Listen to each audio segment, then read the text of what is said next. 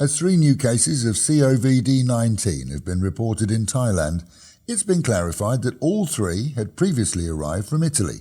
Around the nation, only 19 cases remain under medical care here. The rest have recovered and been sent to their home countries.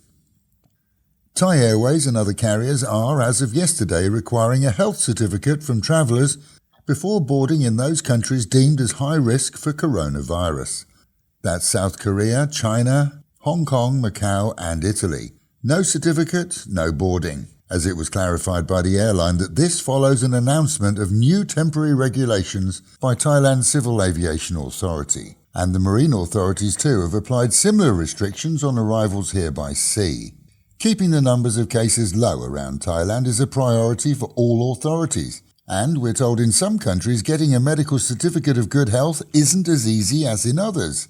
Test results can take 3 to 4 days, so passengers do need to plan ahead. For those living here, it's a good thing. For tourism, it's another bang on the head. But as tourist numbers have dwindled anyway, those determined to come will, without doubt, comply. 23 Thai provinces have reported themselves as drought disaster regions. That then affords them government and army assistance. From Chiang Rai in the north to Chachoengsao, close to our own province, the army's working with locals to improve wells and water sources, and in many regions truck in water for domestic use. The drought has in many ways been overlooked in the media as corona took people's interest. Reality is that for Thailand, as the hot season is only just beginning, a lack of water is likely to be a bigger problem.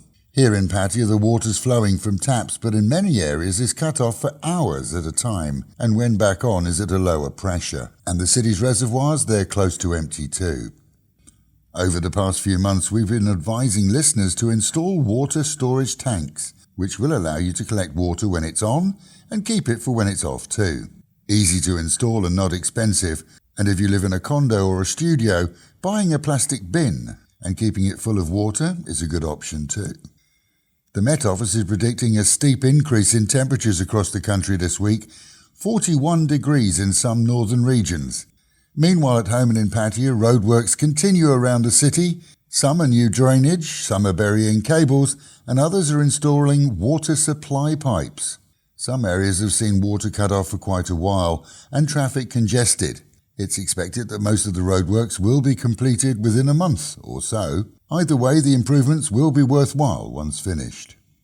Locals are feeling the pinch as many employers are cutting back on temporary and part-time staff due to a downturn in business. Most businesses are working to maintain their normal standards of service, but as tourist numbers drop, the cuts were inevitable, which is seeing many Thais return to their home villages and towns. And universally challenged, the daily game on Fab 103 returns again next week after a short break. The most corrupt game show in the world poses a daily challenge to listeners and our studio team with the worst of cryptic clues to a band or singer's name.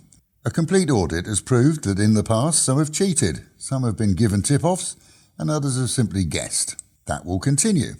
At some point you have to relax and have fun, despite the serious issues of the moment.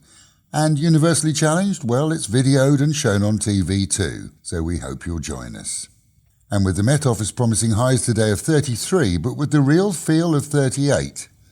A hot and sunny day dropping down to 27 tonight. That is the local and national news from Fab FM. For videos and of course to keep up with fabulous Pattaya, visit alwayspattaya.com.